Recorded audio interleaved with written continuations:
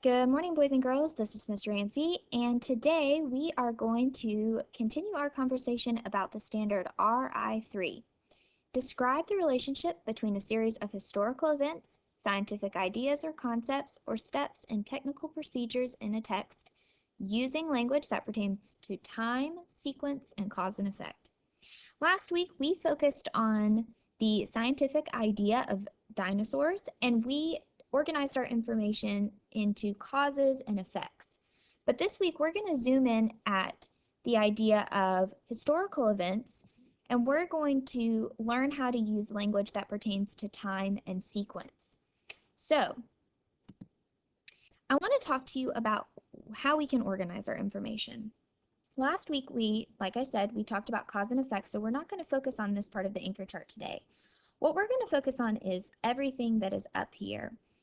Historical events, which is what our focus will be for this week, those are most often organized using a timeline. And you hear the word time in timeline. That means that it tells what events happened in a specific sequence or order. So first, next, then, and last. And you organize these in the time that it took place. So the first thing that happened was this.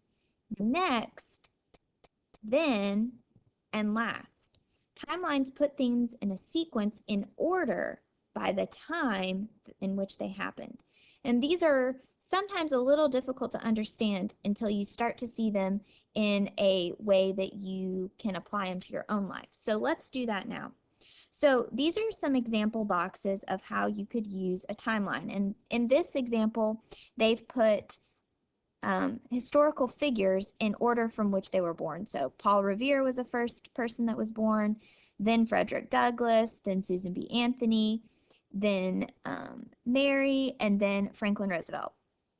So you could organize a timeline for the years that you were in school. First, you were in kindergarten, then you were in first grade, then you were in second grade, then you were in third grade, and then next year you'll be in fourth grade. So we put them in order for which they happen in time. You could also organize your parents' and family members' birthdays. So maybe, like in my family, my dad was born first, then my mom was born, then I was born, and then my brother was born. You can organize things in the sequence that they happen, the time that they happen, from the beginning to the most recent or the end. And you use these words to help you organize your thoughts.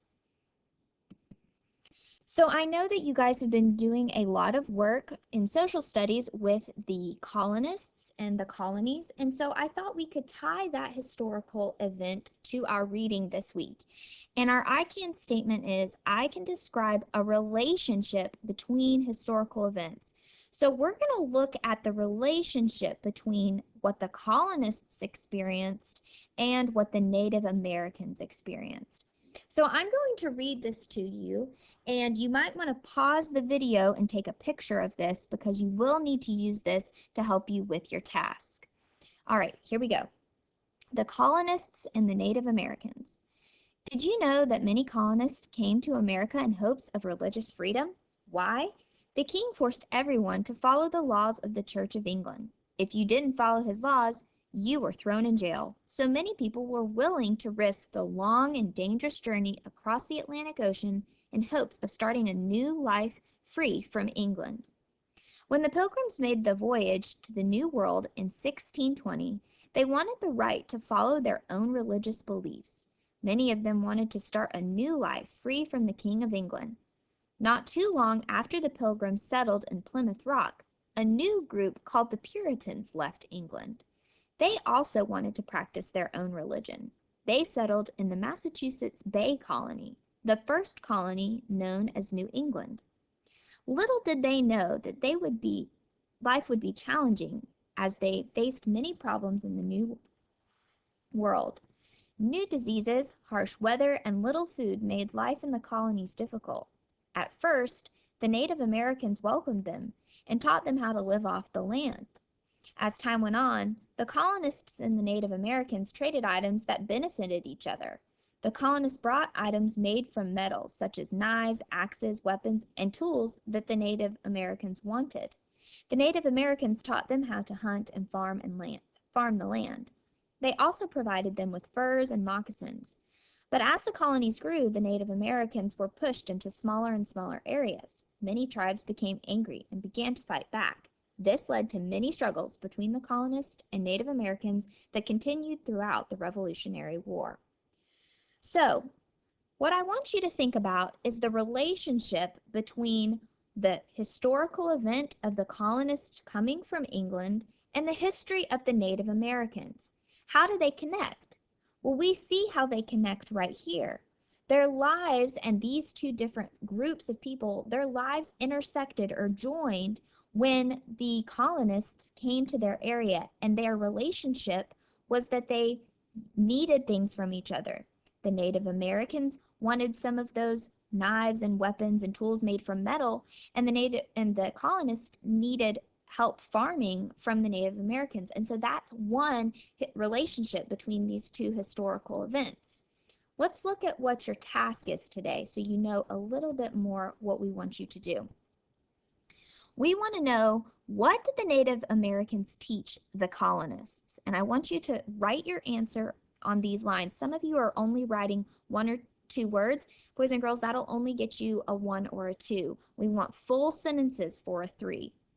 The second question we want you to answer is, why did the Native Americans become angry with the colonists? How did that relationship between these two groups of people change? So I talked to you a few minutes ago about one relationship they had, how one group needed one thing and the other group needed the other, and so they traded. But then the relationship changed, and that's what we're looking for the answer in number 2. Why did the Native Americans become angry with the colonists? Now remember, you need to write more than 1 or 2 words in order to get a 3. You need to write complete sentences. Ideally, you should have 3 sentences because there's 3 lines. But if you can only come up with 2 and they're good, strong sentences, that might get you a 3. Today's assignment is not graded, but it is a good practice session for you to interact with your teacher and get feedback so that you know tomorrow what you need to do in order to get the best grade possible. All right, boys and girls, thanks so much, and we look forward to reading your responses on Seesaw, Class Dojo, or email if you're emailing your teacher your responses. And I will talk to you guys tomorrow.